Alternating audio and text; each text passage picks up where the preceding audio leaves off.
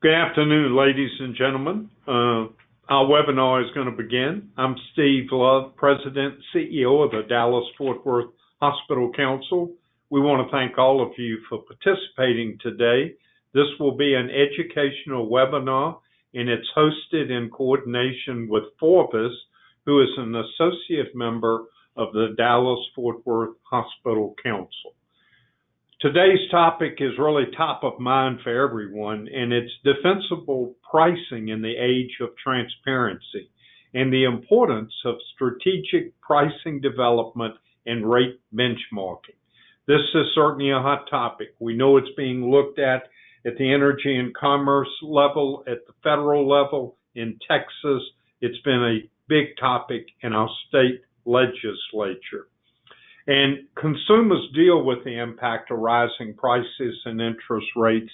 And we want to be transparent, but we want to do it in a way that hospitals can navigate the regulations around price transparency, see what the impact is, and then use this for effective negotiation of payer contracts. We're delighted to have two experts with us today, Beth Mullins, who's a principal in the FORVIS Healthcare Financial Practice, and Alicia Faust, Director of Healthcare Performance Improvement for FORVIS. Beth comes to us from Atlanta, has over 25 years of healthcare experience. In fact, she's been a Senior Vice President of Managed Care roles within the industry. Alicia comes to us from Chicago and has more than 22 years of healthcare experience, including 13 providing consulting services and most recently 5 years at a large community-based health system in Chicago. We've worked with FORVIS now for a number of years. They're valued friends. They help us with our wage index work and also geographic reclassification. And we know that they audit many of the hospitals here in the state of Texas. We have a tremendous turnout today because this is such a hot topic. One administrative note, as you listen to the presentations, if you have questions, please type them into the question or chat box, and we'll try to answer them at the end of the presentation. With that, it's my pleasure to introduce to you Beth Mullins. Hello, good afternoon. We are thrilled to be here with you, and we're going to be talking about developing defensible pricing in this new age of price transparency. Really the importance of developing that strategic pricing development on behalf of your organization and using rate benchmarking as a tool to assist you. Alicia is going to be talking about the nuts and bolts of price transparency and the regulations, and I will then pick up and talk about the defensible pricing and rate benchmarking. Alicia, I'll hand it over to you. Thanks, Beth. Good morning, everyone, or good afternoon, everyone. Thank you very much for the time today. We're excited to be here. So price transparency, it's on the tip of everybody's tongue. It's the discussion topic in every boardroom right now because there's a lot of activity around it. If we can go to the next slide. Next slide. We've got a lot of transition slides. So from a background perspective, I really just wanted to kind of take us back to 2021, where it kind of all started, not only at the federal level, but also in Texas, and then kind of fast forward all the way through to what we can expect next year. So in 2021, the federal government had an executive order that said that we needed to be able to have our consumers have the ability to shop for price transparency for services.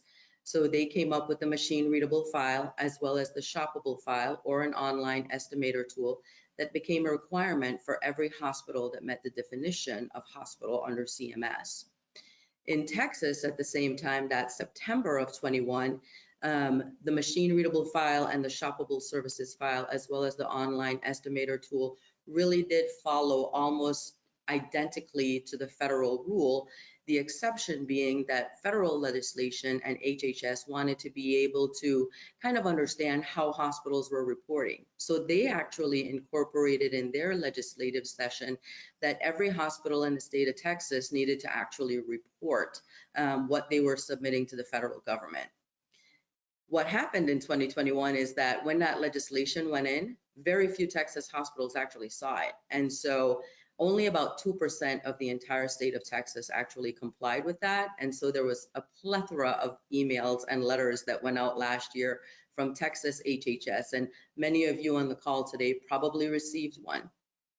Fast forward to 2022, from a price transparency perspective, the hospital side really came under new penalties that were bed based. And we've got a slide in here that talks about what that looks like. In addition to that, the health plans actually came under price transparency. So as 7/1 of 22, they were required to publish a machine readable file. And Beth will get a little bit more into what they've been publishing and how we're using it on the rate benchmarking side. In 2023, we started to see enforcement. I think the federal government said that unless we find hospitals who have kind of gotten a pass since 1/1 of 21 to 1/1 of 23, we're not going to be able to fine the health plans for non-compliance. And so in the entire 2 years up until April of this year, we had only seen 2 hospitals in Georgia get fined. In April of this year, we saw 2 more hospitals get fined. So we're definitely seeing a ramp up in enforcement as well as audits. In addition to that, this year, the health plans came under the fact that they needed to now show 500 shoppable services, where before they only had to publish that machine readable file. And what's on the horizon for 2024? The health plans are going to be required to have a shoppable services file for all services, not just 500. The hospital, on the flip side of that coin, only have to report 300 at this point in time. If we go forward to the next slide. So that kind of sets the stage for how it came about over the last couple years. What we have seen in April of this year was an uptick in audit activity. CMS actually updated all of their compliance legislation and said, you know what? For the last 2 years, we've been auditing about 40 hospitals a month. We're going to increase that to 200 hospitals a month. And we've been seeing quite the uptick because a lot more letters have been going out for non-compliance. I think a lot of hospitals were kind of doing the bare minimum in order to comply with price transparency, and CMS is definitely taking charge to say, nope, you need to be fully compliant. So what has occurred is that they have actually changed the penalty format. If you received a letter prior to April of 2023, you probably got a letter that said you had 90 days to submit a remediation plan. CMS said no more. We went back and forth for 90 days for 6 months with some organizations. They said going forward, you are only going to have 45 days from the date you get a letter in order to submit a corrective action plan. And within 90 days from that same start date, you need to show full compliance for price transparency. And by the way, if you don't send us a corrective action plan in 45 days, we're going to automatically fine you the civil penalties. So we cannot not be compliant any longer as it relates to price transparency. In addition to that, we continue to see audits occurring across the country by these 2 groups that are listed here, the Patient Advocacy Group as well as Turquoise Health. They don't have the ability to delineate fines on any hospital, but they publish this information on their websites. And from a consumer perspective, it's just really bad press what they're putting out there on many organizations. Next slide. So this is an example of one of the letters. Sorry, can we go back one? One of the letters that was sent out earlier in the year. I'm not going to spend a whole lot of time on it, but you see the date was January 4th of 23. So this was prior to the April letter. So they had 90 days to submit. And if you look over to the right-hand side, I'm not going to go through each one, but basically it tells them every which way that their file was deficient. They didn't follow the naming convention. They didn't include all of their health plans. They didn't include a minimum. They didn't include a maximum. They didn't have a cash price. They did not have all of their payers listed. How they know that, I don't know, but that's also on there. And so every single one of these deficiencies needed to be addressed immediately in order to not have the fines be levied. So this is just an example of one of the letters that we've seen. The letters have changed after April of this year. They now have that 45-day and 90-day language in there, while this one had the original 90 days. Next slide. So here's the penalty scale. The penalty scale was refreshed, as I talked about. The penalties are, if you have 30 beds or fewer, it's $300 per day with a maximum of $300 per day and a maximum per year of $109,000. If you have 31 beds or greater, your penalty is $10 per bed with a maximum bed day or maximum per day of $5,500 and a maximum per year of just over $2 million. So obviously, depending on the number of beds that you have, that's the fine that you'll be experiencing. The exception that we have, and we have some examples down there, the days that are actually being calculated, we just kind of picked random days, in all honesty. Because CMS has not fined a lot of organizations, we don't know what methodology they're going to be using in order to calculate the days, and it's not explicitly discussed anywhere in the regulations. So in the case of this year, we're in May. So do they fine you if you are non-compliant starting as of 1/1 of this year? Or if they think you've been non-compliant for the last 2 years, can they go back as far as 1/1 of 22? We do not know. What we do know is that we try to calculate from the day the clock starts in order to identify what those penalties could potentially be. And so here are some of the calculations that you can go through. Next slide. So I want to spend a little bit of time and talk through the two groups that are out there doing kind of independent audits. These are outside of CMS.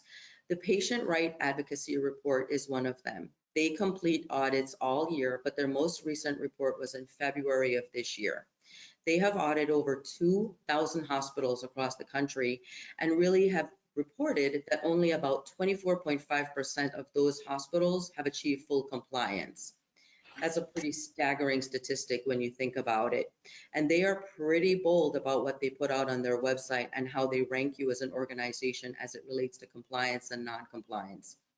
The checklist below are a number of items that they ding hospitals on as they relate to those audits. What we know about the Patient Right Advocacy Group is that it is a single individual that owns the organization, and they are pretty well connected politically. So when your hospital receives one of their reports that say you are non-compliant, it is not only going to your CEO and your CFO, it's likely going to your governor, and whatever town you're in, it's also going to your mayor. So how they have the addresses for these folks, you know, it's public knowledge, but they are definitely reporting on your hospital at all levels within your state. Next slide. So here's an example of how they're reporting. This slide really shows, I wanted to have it be big enough that you could actually read the tops and the sides. And so you can see where they have deemed an organization compliant or non-compliant. The yes means that you are compliant for that item, and those are the checklist items from the previous slide that they are measuring you against. The ends is where they found deficiencies, and in the explanation is where they actually say what that deficiency is. So you can see, you know, it's about not having all the plans or all the commercial payers. It's not having a standard file. It's not having some of the requirements as it relates to the minimum or the maximum. It's not being able to search the file. It runs the gamut. There is a CMS checklist that we utilize when we're helping our clients, and we think they're using a very similar one with a little bit more sophistication in how they're doing data mining by pulling down your files and running it through their algorithms as well. So in the next slide, a little bit more of an eye chart, you can see what it looks like in Texas. So I just pulled a page out of the Texas locations from the February report, and the previous slide has a link to this report. And you can see all of the Texas hospitals listed on the left, as well as the location where they are in Texas, and whether or not this organization has deemed them compliant or non-compliant, and all of the deficiencies associated with it. I don't know if CMS is looking at this report, but it's definitely out there, and your patients are definitely looking at it, as well as your competitors. Next slide. So the next organization I want to touch on is Turquoise Health. Turquoise Health has this very robust interactive website where you can search by provider, by health plan, by health system. You know, the search allows you to look at expected procedures, who's going to perform them, and the average cash prices. And they actually score your machine readable file. So unlike the patient advocacy group who actually give you a compliant, non-compliant, Turquoise says, we're going to give you stars, tying it to CMS's kind of star rating, right? Whether intentionally or not intentionally, but I think pretty intentionally. Next slide. So here's a scorecard for a hospital that I just pulled at random. It basically gave them a 2 and said that they were not compliant. They're partially complete. What they recommend is that you reach out to them in order to discuss your file and understand why you're not compliant.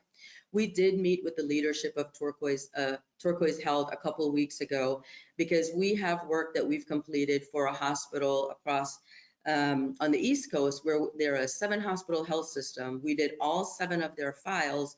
They passed 5, failed 2, and we used the exact same methodology. Turns out that it's their algorithm. So what they do is they group you in based on your region, based on your hospital type, and based on your bed size. And they say if 95 or 100% of all those different types of organization have these items within their CDMs and on their machine readable file, and your organization does not, they are scoring you as non-compliant or low. We told them it was very biased, and they really need to relook at the algorithm. And so we are working with them because of the relationship with our clients and the impression that this is leaving for patients out there who is seeing them being reported this way. So recommend that you take a look at them and reach out as well. Next slide. Here again, I just grabbed a screenshot from Turquoise Health, a little bit of an eye chart, but you can see where they have scored organizations, and they tell you the organization's name, location, type, as well as bed size, and what rating they have received. Next slide. So what are some of the lessons learned? I've already talked through quite a number of them. You know, it's the fact that CMS is looking at your websites for these files. You need to have them at that machine readable file on your website and a shoppable services file. The shoppable services file can be an Excel or some sort of searchable file, or it can be a price estimator tool. You need to have the column requirements. The format requirements are the only 3 listed there. A lot of folks actually just have Excel files out there. You're going to get dinged on it. We recommend that you take the CMS checklist and see whether or not you're following all of the different components. Next slide. Additional lessons learned is that they are looking for CDMs, contracts, letters. You really need to be gathering all that stuff and cleaning up your files because CMS is looking at all of it. Your payer grid, one of the ways that a lot of organizations skirt full transparency compliance is that they only had their health payers, not necessarily the plan. So if you reported Blue Cross, but you only reported Blue Cross as a singular plan, you are technically non-compliant if you have contracted with Blue Cross for HMO, PPO, and whatever other traditional plans that you may have.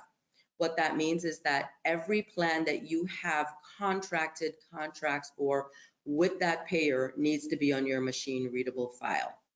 In addition to that, you really need to be avoiding blended averages. Many organizations across the country have used vendors that actually take their 835 files and just calculated a blended average based on the remittance. What they don't take into account is how the patient portion is impacting that, and therefore applying an incorrect reimbursement. CMS is saying, no, we're not going to accept that. We need you to actually put the contracted rates that are listed on those contracts between you and the payers. Otherwise, you are non-compliant. We also learned that if you want some really good information, to follow the HFMA blogs. Next slide. Last couple is that, you know, we talked a lot already about the Texas activity last fall on those letters that went out. Please make sure you're filling out your form 3351 as soon as you update your new files, whatever time of year you may be doing that. Next slide. Here's a little bit of an eye chart as well. This is just this form. It's exactly what they required when you heard from them last year as it relates to the email that you were previously required to submit. So it's your name, it's your provider's name, it's your hospital's name, it is your address, it is your primary contact.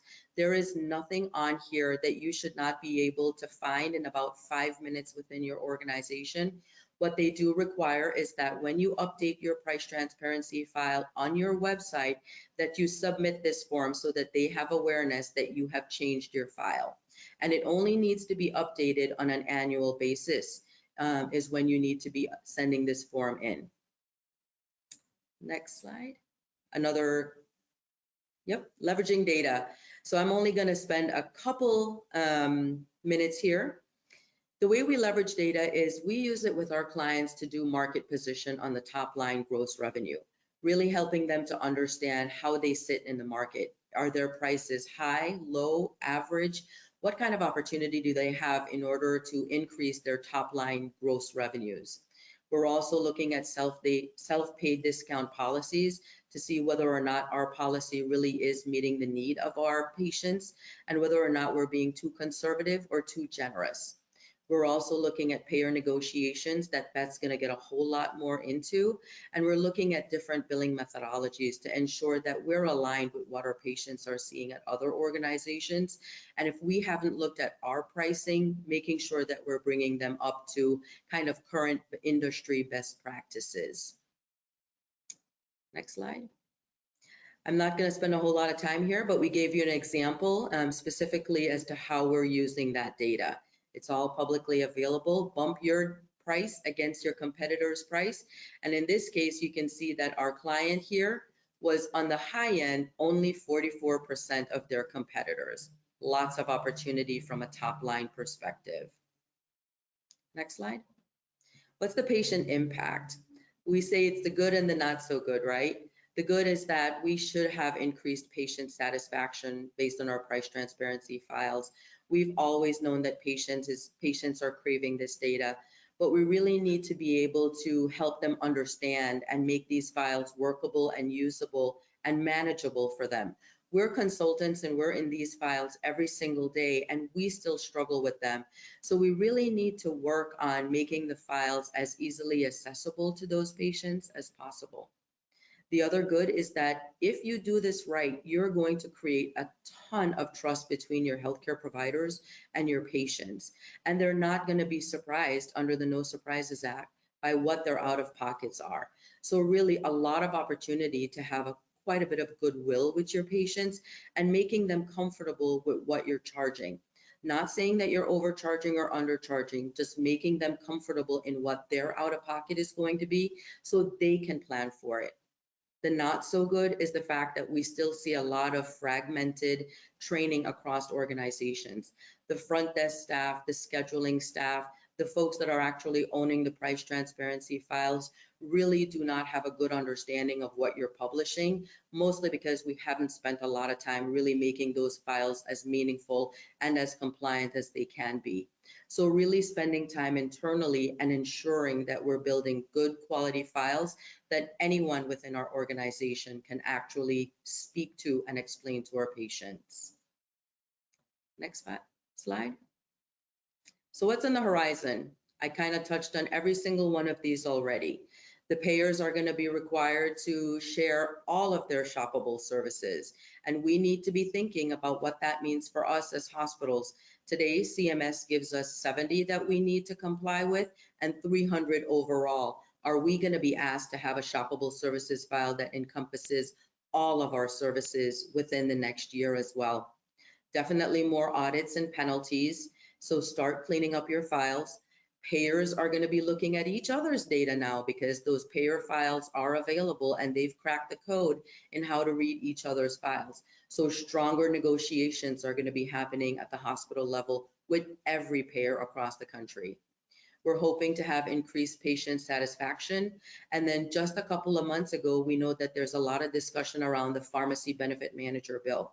I'll be honest, I haven't had a time to really read that one in detail yet, but everybody is coming under compliance. So the hospitals are now required to be compliant. The health plans have been required since last year, and now the PBMs are coming under the fold. Next slide. So a lot that we can work through. I will turn it over to Beth now to take us into the defensible pricing component. Great, thanks, Alicia. So as we now know more about price transparency and what's going on from a payer and hospital perspective, it really becomes incumbent upon hospitals to really look at how do I develop a pricing strategy that's defensible in this age of price transparency. So what is defensible pricing? It's really that strategic approach driven by a fact-based assessment of your hospital position in the market. So pricing used to be just based on a desired budget. So you may have increased your charges a set amount every year, but today it really needs to be a direct link between pricing and cost. And what are those pricing differentiators? So as you think about how do I craft where I want to be in the marketplace, those differentiators are quality and outcomes. So have a good understanding of where you fall in terms of quality and outcomes in terms of publicly available data. How does my pricing strategy compare to my peers? Do I want to be the low-cost provider in the market? Do I want to be midstream? Do I want to lead the market in terms of my pricing? What do my cost containment initiatives look like in this high-cost environment? What other competitive advantages do you have as a hospital system, or as it relates to your physician practices? And then as you look at your service offerings, where does that pricing need to land?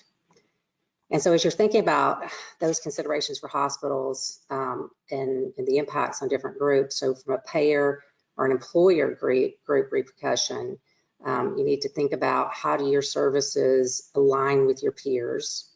Is your pricing and costs justified based on the services provided? So have you lowered your commoditized pricing like imaging services versus more specialized services? And then how does your hospital's payer pricing compare to your peers? And then how the consumers view your results? So are they viewing your high quality, low cost, or vice versa? And then you have to think about that consumer education about the price transparency information and its limitations. So there's always a lot of questions from those patients as they try to understand those price transparency files. So I'm going to talk a little bit about rate benchmarking, and rate benchmarking from the context of as you think about developing that defensible pricing. It's really difficult to rely solely on price transparency data because price transparency data is kind of code by code, rate by rate, but it really doesn't take into account utilization. So it's not a claims-based approach. So we are recommending that our clients look at doing a broader rate benchmarking analysis and rate benchmarking using a commercial claims data set and comparing it with your own claims data set. So as we think about how you do that, your benchmarking data, we like to use the Meritive data, which is the largest paid commercial claims data set. It has all the major payers in it. And we pull in that information to really develop the benchmarks for the comparison. And then we take your claims, the hospital claims, breaking it out and normalizing the data. So we have to normalize, the DRG rates versus the benchmarks and your contract specifics, the same with the outpatient pieces and normalizing all of that data so that you can really look at apples to apples in terms of comparison. So I've got some sample slides of how we like to look at that claims-based rate benchmarking process to help drive that development of your pricing strategy. And then we also overlay these little diamonds, our price transparency data that we like to overlay onto the claims-based approach just for an additional data set or data point to look at. So as you see here on the left on the slide, that's percent of Medicare. And then across the right, those are your top payers. So ranked by largest to smallest. So this first payer 1, that's largely going to be your Blue Cross plan. Payer 2, sometimes it's going to be United. So whatever your top payers are ranked by volume. And so as you can see that with this Blue Cross plan, it's performing pretty well compared to market. Your market benchmarks are horizontal across here. So if you think about this particular Blue Cross plan is close to the 75th percentile. So for inpatient services. So as you think about, there's a lot of variation in the price, though, if you look across your payers, which is really not a great place to be. And the reason being, if you're Blue Cross here at almost 300% of Medicare, and you see that this third largest payer, let's say that's Aetna, is paying 200% of Medicare, you can be sure that when you negotiate with Blue Cross next time, they're going to know this delta and try to force you to take a reduction. So really having a good clarity about where you are versus the market, and looking at it from the claims-based approach as well as the pricing transparency data, and then looking at and reassessing where your rates are from your plan to plan. So really, if you've got a lot of variation in your rates, that will come back to potentially haunt you when you go into negotiations. So this is another example. This is emergency room services. Again, you can see a fair amount of variation here in their rates. And the price transparency data here as well, it largely aligns. The big difference here is purely the timeliness of it. The price transparency data is very current. The claims paid data is usually about 2 years old. So it's directional, and then the price transparency data overlaying it really does help validate that the claims-based approach has pulled out the correct numbers. This is outpatient surgery. As you can see, the Blue Cross plan here on the left, the payer 1 is performing fairly well. It's close to the 75th percentile, but this payer 3 for outpatient surgery is well below market and really does need to be corrected in order to salvage the higher rates that are in place with payer 1 and payer 2 and payer 4. This is a heat map, so it's just an additional set of data to help with those negotiations. This is your top 25 surgeries for this particular hospital that we're using an example of, and we've color coded it just to make it an easy visual. So if you're in the green, that means you're paid very well versus the market benchmarks. If you're orange or pink, you've got a lot of opportunity. So it really gives you a roadmap for that negotiation you may have coming up with a particular payer, and see where you really need to carve out some of those surgical services to align with the market. This is another visual service line, cardiology service line. As you can see, there's not quite as much variation in the rates, but there's still some that can come back again. If you think about this Blue Cross plan is paying you significantly more than payer 2 and 3, that could be problematic. So it just does require you to have that rigor around how do I price these services, one from a charge perspective, as Alicia was talking about, but also from a payer rate negotiation perspective, and really trying to have a stated strategy that you stick to and have better alignment along your different payers. This again is a heat map. Again, just a great way to look at where you're doing well, where you're not doing well. With payer 1, the Blue Cross plan is being paid really well. It's all green. Payer 2, let's say that's United Healthcare. You've got some opportunity with your cardiac caths, your angioplasties, your pacemakers. And so this is just a great way to look at, okay, I'm going to relook at the pricing that I have around these certain services that are not hitting the market benchmarks. This is imaging, and we like to look at imaging 2 ways. We like to look at the hospital outpatient department. So as you can see on this graph, we've got those benchmarks across the horizontal, but we also have the freestanding imaging centers.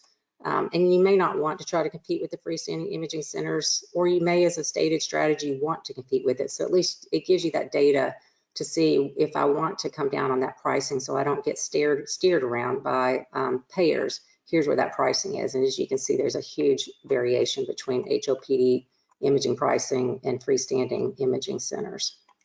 And again, you can see there's fairly good alignment of the rates with the first few payers, and the smaller payers here on the right have so much more significantly higher prices, which that makes sense. And again, you can see this price transparency triangles that are just another data point to look at as you assess where you want to be in terms of that defensible pricing around imaging.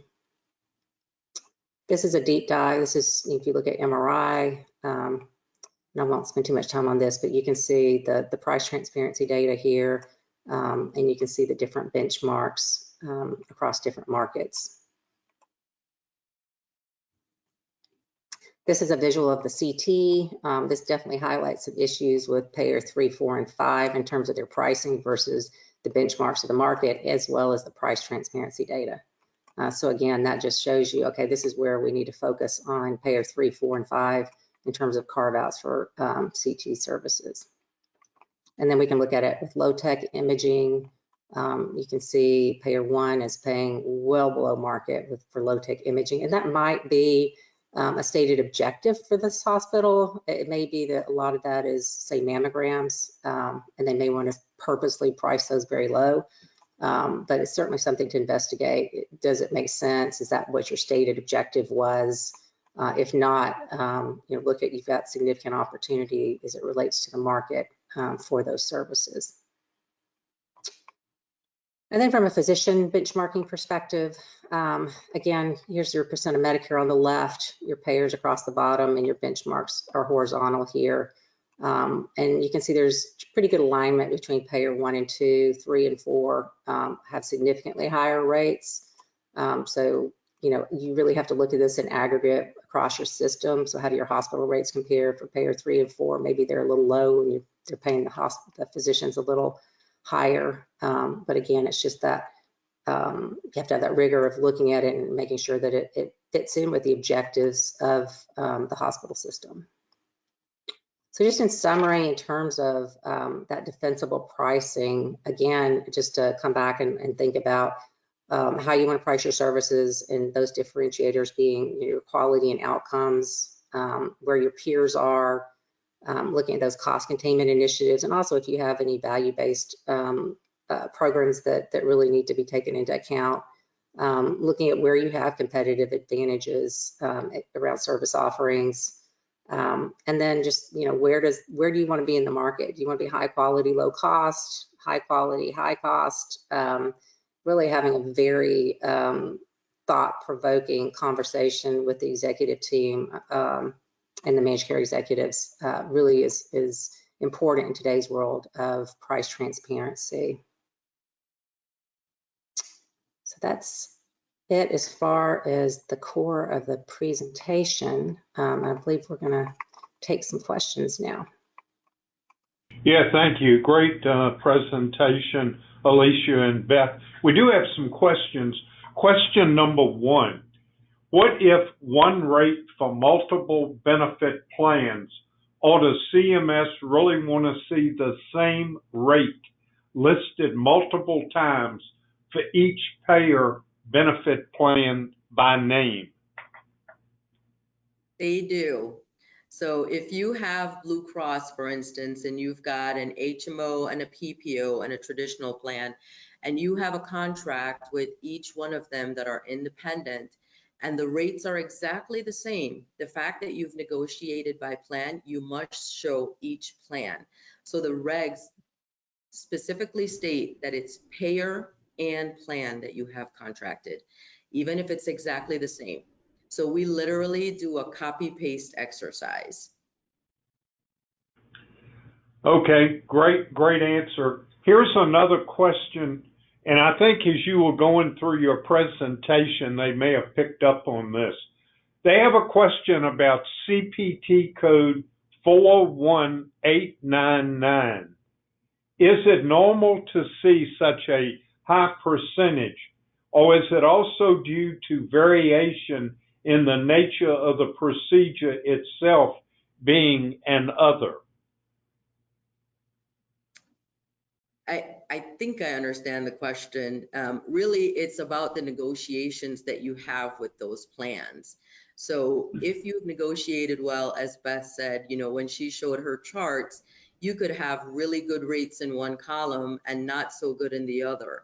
So you are going to see significant variations as it relates to any particular code that you're looking at, which is why that net revenue rate benchmarking is so important.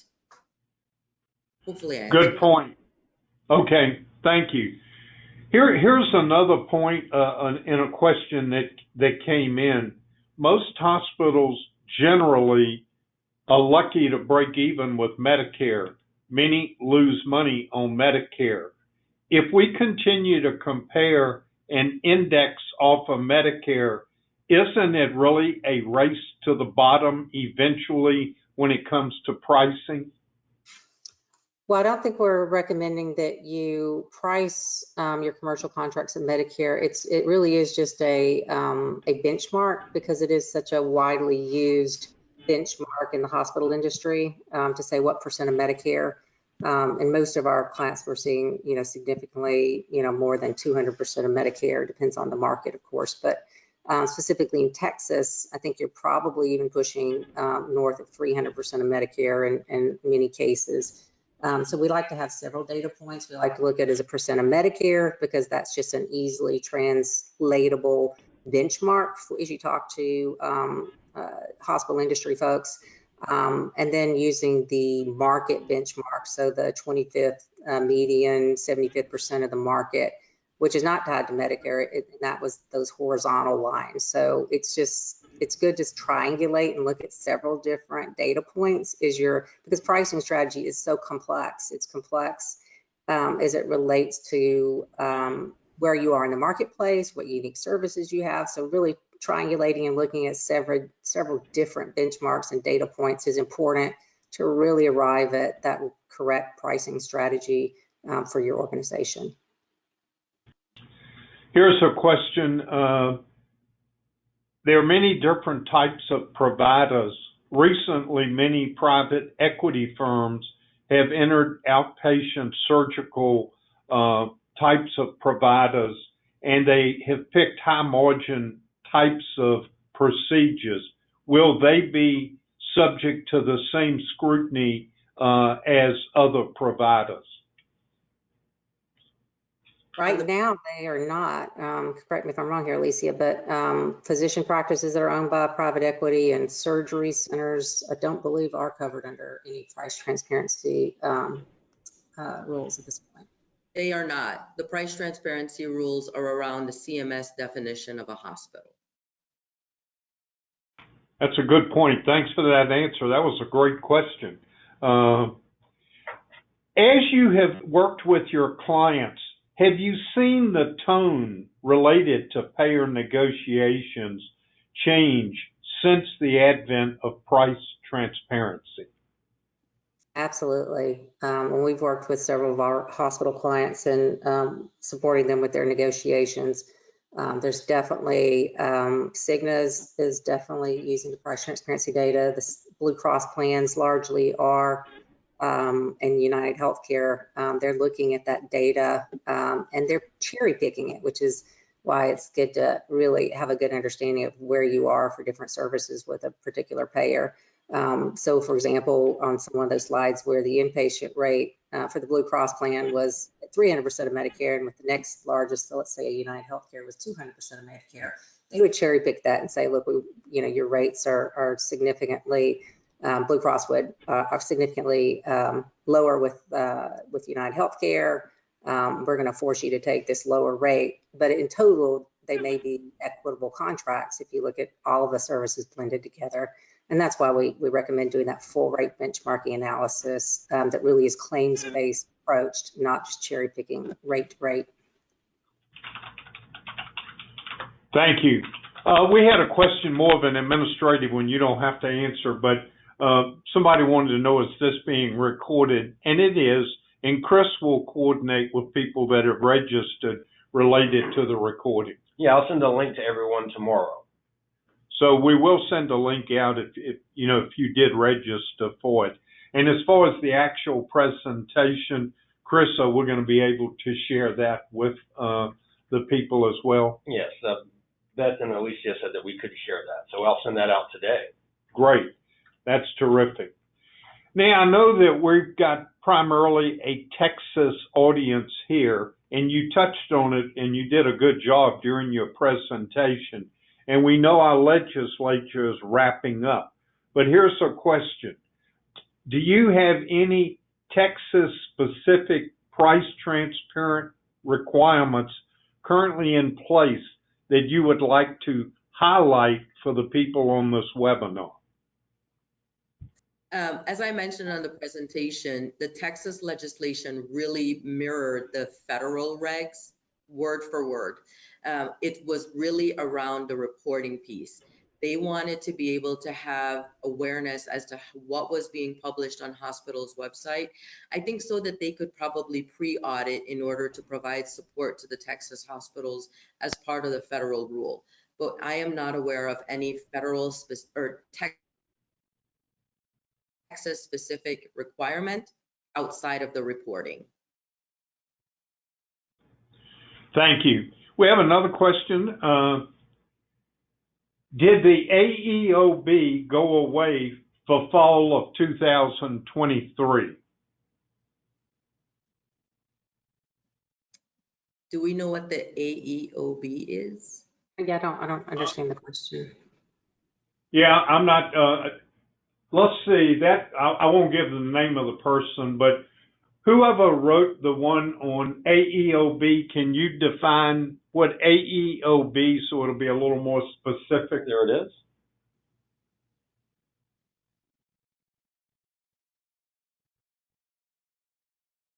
Advanced EOB, the Advanced Explanation of Benefits. As it relates to the No Surprises Act, it has not gone away. I mean, if I'm understanding the question right, you really do need to kind of have your No Surprises Act estimators on the front end and meet those requirements with patients and have them sign those ABNs if something is going to be out of scope and out of pocket. Okay, great. Thank you. Here's another question.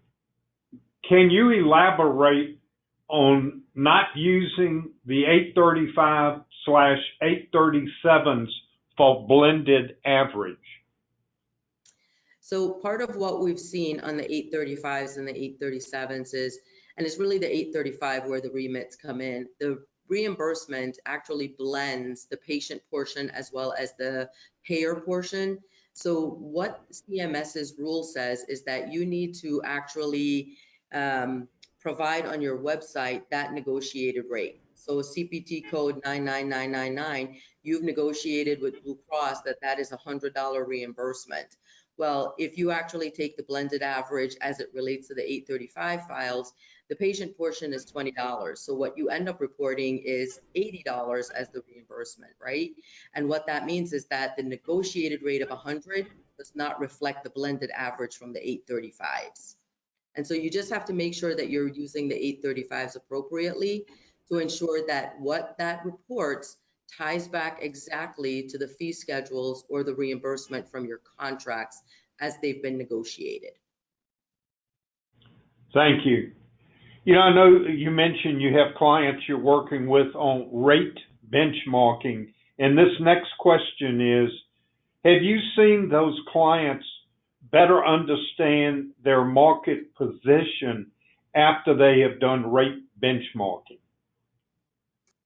Yeah, absolutely. I think the rate benchmarking for sure gives them a clear understanding of where they are in the market versus their competitors or peers, and it gives them a roadmap of where to close those gaps, right? So it's a great tool to use for those contract negotiations. Like, you know, if you think about those outpatient surgeries and you've got that color coding, it gives you a really clear roadmap of, okay, where are we not being priced appropriately? Same with, you know, inpatient, the ED services, imaging. It really does give them that very specific data to develop their contract negotiation strategy with each payer, in addition to understanding more broadly where they fit in the marketplace in terms of overall pricing.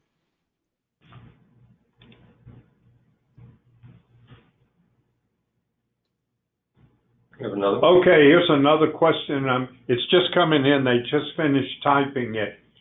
We update our site quarterly. Are we not required to fill out the 3351 form each time, or can we fill it out annually? I'm going to take that question in two parts. Every time you update your price transparency file, you need to submit the 3351. So if you're updating that on a quarterly basis, you need to submit that form on a quarterly basis as well, so that they're aware that the file has changed. The regulations say that you only need to update your price transparency files on an annual basis. So kudos to you for updating it on a quarterly basis, but the requirement really is only annually. And that's why I said, if you update your file once a year, you only need to update the form also once a year. Thank you. Great answer. We have one more question. You covered this in your presentation, but can you elaborate? Do you think CMS is going to require more uniformity in the future when we post files? They already do. They have very strict requirements as to what those files should look like and how those files should be named and how those files should be posted. So there is a specific naming convention that if you don't even follow that naming convention, they will tell you you're non-compliant. They have exactly all of the fields laid out that they want to see and in what order within your files, also within the regulations already spelled out. So the uniformity is already there. They are auditing to what they've previously published. We've gotten some great questions, and I think that's the end of the questions. Chris, do you see any more? Well, we got one more, and then Okay. one more here. All right, here we go. It's amazing. Every time I think we have our last question, we get another one. This is great. If we make maintenance updates on MRF and or shoppable services, do we have to complete Form 3351 each time? We are constantly looking for new shoppables to consider and may add a new template or two throughout the year. Yes, the regulations in Texas says that if you change your file as they're currently published, you must submit the form. So if you change your file once a week, you need to notify them that you've changed the file. Great answer. I think that's the last question, but I'm gonna wait just a second just to make sure. But I want to tell you what a great presentation and what great questions. Beth and Alicia, you've done a tremendous job. But before we close, I'm gonna turn it back over to you, Beth and Alicia, to see if you have any parting thoughts before we conclude this webinar. Alicia, do you want to go first? Sure. I would just say that price transparency is, it's no longer an option. CMS is going to be going after the payers, and in order to make the field equitable, they have to start with the hospitals. We've had 2.5 years to be compliant. We need to become compliant for our patients. Great point. And I'll just add on to that. Given that we're in this new world that's is only going to mature in terms of price transparency data, again, it just becomes so critically important for hospitals to rethink their pricing strategy really every year, but understanding where they're falling in the market and having a really focused approach to where they set their pricing from a charge master perspective, as well as from a payer negotiation perspective, becomes just much more critical in today's world. Well, Beth and Alicia, on behalf of all the participants, it's been our pleasure to co-host this with you, and we thank you for an excellent presentation. We thank the participants for excellent questions, and this will now conclude our webinar. Thank you. Thank you. We appreciate it. Bye-bye.